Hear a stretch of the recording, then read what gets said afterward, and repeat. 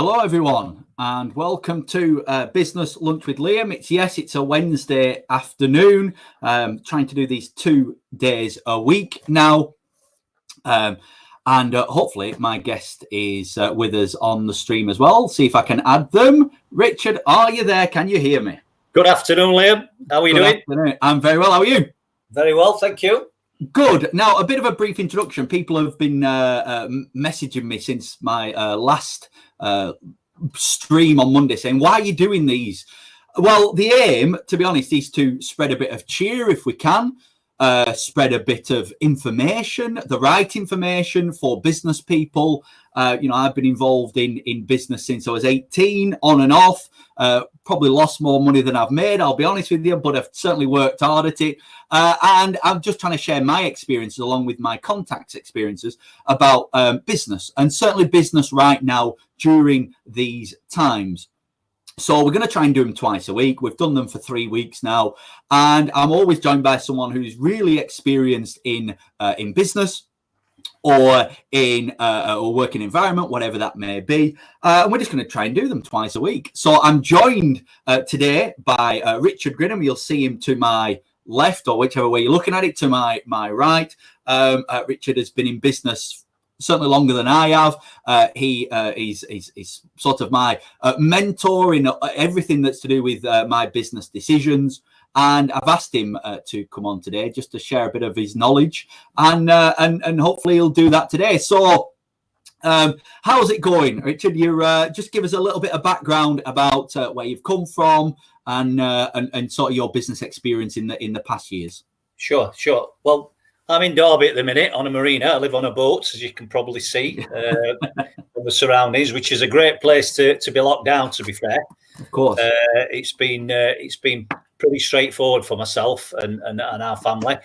The issue is for other people who are living in flats, I would imagine, is a lot more tough. If you can't get out, can't get any fresh air, that must be really difficult. Right, background. My career started in the Royal Navy. I did 6 years in the Royal Navy, aircraft carriers, submarines. So I had a good sort of apprenticeship, which gave me a very broad mind. I went abroad. I think I went around the world twice before I was 21. So I had a good sort of background and met lots and lots of different people from lots of different cultures. So that was a great background.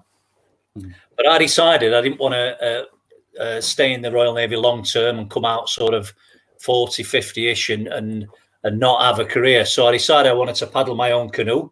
Came out and set a business up as a building and roofing contractor, which led on to another specialist building company holding buildings together that have been subsidence damaged and things like that. But again, met lots of different people in lots of different environments, which was a good experience. But then, like all businesses, you go through good times and bad times, and a recession put paid to my business. I decided to cash an endowment in, pay the bank off, and go to university, because it was at the time when computers were just coming on the market. And I was interested in computing, so I did a degree in computing and management science, which was in sort of in my late 30s. So it was a great thing to do. Possibly, arguably, did it a little bit late, but the great thing about it is it gave me an appetite for learning. And I think in business, you need that appetite to learn. So I went on from there and was employed for a short while. Didn't really enjoy being employed. So I set up my own business again as a health and safety consultant, which I'm doing today as a member of a senior leadership team for an engineering company.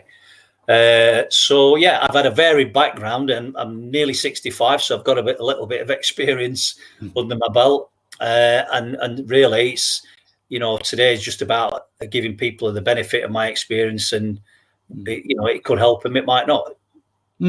So I mean, you said you've seen 2 recessions, maybe more. Yeah. What are some of the really big challenges before COVID has come about, before now? Yeah. What are some of the real challenges that you've seen in any other recessions? There are similarities with COVID and recessions. I mean, in sort of the 80s when Margaret Thatcher came into power, then Margaret Thatcher, rightly or wrongly, decided to change the relationship with the unions and things, and turn the business model on its head. And what happens is that you have to rethink what you want to do, and you're quite often faced with a brick wall. Okay, I can't go any further. This career's come to a close for whatever reason, recession or COVID, whatever, and then you have to dig deep and find a way of getting through it. And I've been through that process a couple of times, and it's quite traumatic, because at first you think, "Wow, I'm scuppered here. I'm done for." But very quickly something kicks in, and then you get inventive and you start exploring possibilities, and you go through some rough times, but eventually, the law of averages say you will get a break. You will get some good luck. You'll get some bad luck, but you get through it, and invariably you get to some good luck, and then you're off and running again, and things will come good. And that's generally been my experience all the way through my working life. It's up, it's down. That's part of the cycle of life. You just have to get on with it and deal with it and prepare yourself for it. Have a war chest ready just in case you hit some bad times. It's a fundamental thing for businesses to do. And I think it's still relevant today, Liam, to be fair. I mean, the main thing, you're absolutely right. The main thing really that you've taught me and instilled in me is you've talked about getting out of your own way. And how relevant is that? It must be hugely relevant with business people before this has happened, getting out of your own way. What's that principle? I mean, we're all human beings, and we've all got a history, and we've all got things that sometimes hold us back. And you have to work on yourself. You have to sort of analyze your weaknesses and your strengths, and have an open-minded mentality where you're prepared to look inward and look, why do I get angry in that situation? Why do I do this? And change your behavior and work on yourself, invest in yourself. I think it's a massive thing to do, because A, it will make you more contented as a person, but B, it'll also make you more successful when you're out there networking with people. You're going to come across as a more rounded individual, and people buy people. It's still a big thing in business. People like to work with people who are like them, who are balanced, who've got something to offer, and are quite happy to play the give and take game rather than take. I think that's an important message. And it's that whole as we've talked about previously, that whole chimp paradox, where you've got certain things, you've mentioned it before. You've got certain things that that the chimp within you wants to do, but it might not be beneficial to you as a human. Yeah, absolutely. I mean, I've always been a big cyclist in my past life, and always wondered why the Sky team was so successful. And then eventually it came out that Dave Brailsford was using a guy called Steve Peters, who wrote The Chimp Paradox. I was interested in it and looking at his model for marginal gains. And part of working on yourself is definitely a marginal gain. And I recommend anybody should read Steve Peters' books, because the similarities with people's personality is huge. I'm a person, it's pretty laid back until I get in a car, and then all of a sudden I'll get competitive. And I know why I get competitive after reading Steve Peters' book. You've got one good chimp and one angry chimp, and you've got to learn to manage your angry chimp. And that's what I mean about working on yourself and getting out of your own way. If you can do that, it's a massive thing in business, because it comes across, you'll come across as a confident and rounded person, which is what everybody wants to deal with. Absolutely, yeah, you're spot on. Of course, the last 8 weeks, everything's been dominated by, and rightly so, by COVID-19. Businesses, a lot of them are suffering, and then therefore, all businesses are run by individuals. I mean, what are some of the challenges that businesses are facing right now? I mean, it's a lack of cash flow. It's having to put people on furlough. I mean, there's lots of different difficulties that they're facing. Yeah, well, from the majority of businesses, we'll just battle on, and hopefully the markets are going to come back. But there'll be some businesses where their markets have just disappeared, and that's the sharp end of the stick. They're going to be faced with going back to work and really downsizing, which is going to mean people are going to be looking for they're looking at redundancy and then thinking about doing something different. Well, the good thing about the technology that we're using these days, it allows you to network so easily. There's so many opportunities now, and it's about having the right attitude, having a growth mentality, making sure that you're networking properly. You've got a business idea that is going to be profitable. There's a market for it, so that's sound. That's a massive thing. If you can get that one right, you're halfway there. Make sure that there is an income stream, and it's not just a business that's going to bumble along on the bottom of the market. Something that's a really good idea, and it's about being inventive. Not jumping on somebody else's ideas. Come up with your own ideas. Be original. Come up with your own ideas, and there's a business in it. And if you've got enough resolve and enough drive, you'll get the breaks, and people support you through networking, and you'll do well. You'll do absolutely. So I mean, there's people that are that will be watching this. They're currently either they're furloughed, or they've got a lack of work, or they're in a business that is not quite doing as well as they want it to do because of exterior forces. What's the advice then? Is there any markets you think actually that's going to do quite well now coming out of this? Is there a business type that you think is going to do well? Yeah, I think it's a new world, Liam. When it comes to a lot of small businesses, the big businesses will rumble on. The markets won't disappear overnight because they're established. But for small businesses, I think what people have got to do while they've got the opportunity, they're not working, is to do some foundational work on themselves, but also on their business plans. Upgrade the business plans, look at the business model and critique it, and get other people involved in doing that, business advisors, and say, have I got a solid income stream? If not, let's look at different markets, and they should be really looking towards online businesses, because that's the new way of working. We're going to be, the medium of using social media and online meetings is going to be the norm now. It ain't going to change. That's going to be a continuum. So your business model definitely needs to work around some sort of online marketing strategy, and this is the time to get all that foundational thinking done, and then come up with some original ideas that will provide you an income stream. That was going to be one of my next questions. I mean, how are businesses marketing themselves going to change? I mean, it is going to be more social media based. How does then kind of networking fit in with that? Because that's got to be part of someone's marketing strategy. Yeah, I mean, for instance, YouTube is definitely maturing, and there's a lot of good stuff on YouTube, some fantastic stuff, and there's a lot of poor stuff that needs refreshing. But the principles are the same. If you've got a good idea that's marketable, and you've got a good business model, and you are personable, then online medium is fantastic. It's a great opportunity.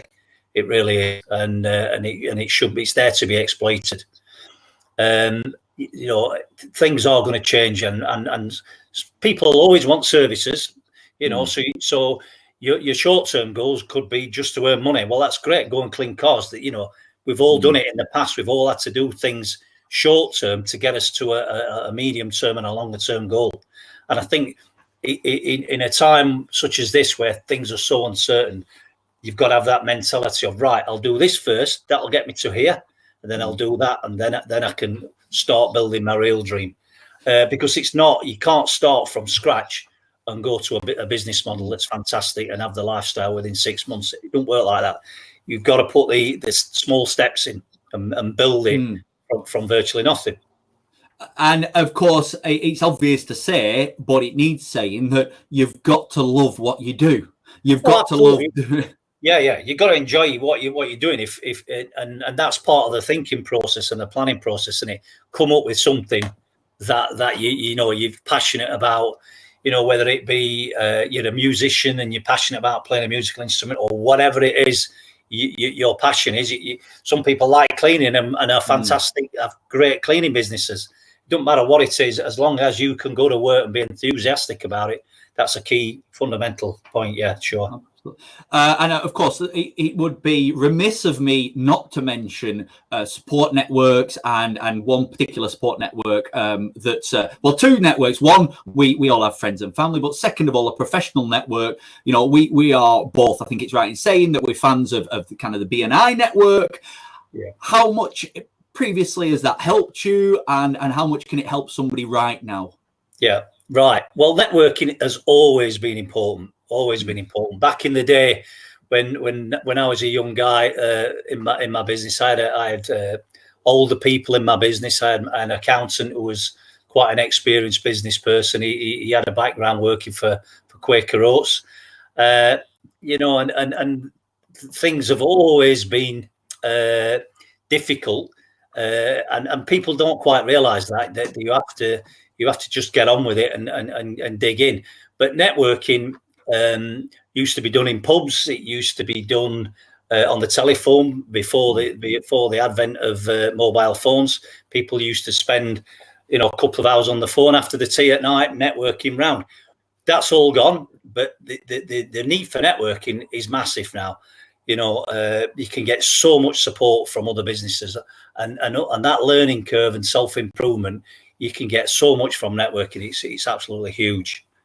Brill, absolutely right. So people, I mean, you can go online now, can't you, and find your local networking organisation. There's so many of them about. I mean, we are both advocates of BNI, but there's many others available. But getting a support network around you is a must, because it's that free advice as well. Sometimes when you just need to pick up the phone to somebody, ask a question, legal, accounting, whatever it may be, you just pick up the phone and say, "Hiya, John, I just need a bit of advice on this." That's very, very important. Massive. It's massive. Yeah. Because when you're self-employed, it can be very a lonely place to be. Because there's only you in the workforce, and you're ploughing your own furrow, as it were, and it can be tough. So having a network, A, brings your business in, which is fundamental, but B, that support network is totally invaluable.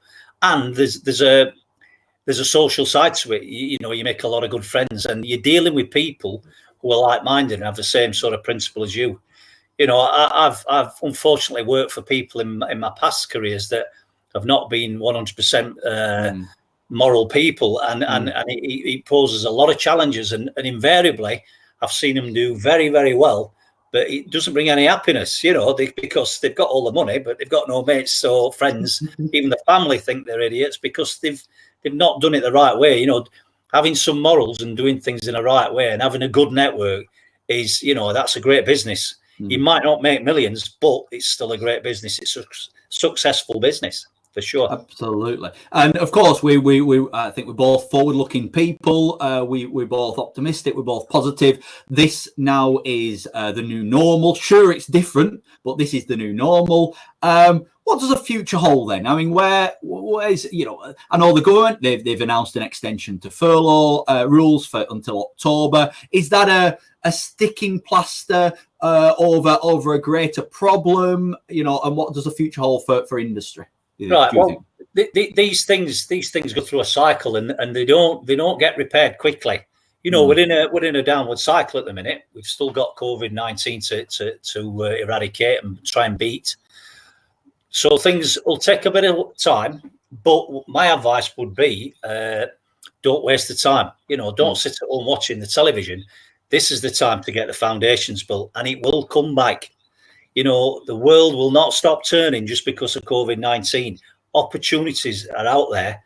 Now's the time to start doing the foundation work, so that when they do present themselves, you're in a position to take opportunities and develop them into money. Simple as, you know. So if you had your time again, you were 18 and you could do anything, and you've learned, you know what you know now, what would be that industry that you would have gone into? Not necessarily made the most money or whatever it may be, but what would be the industry that you would have gone into?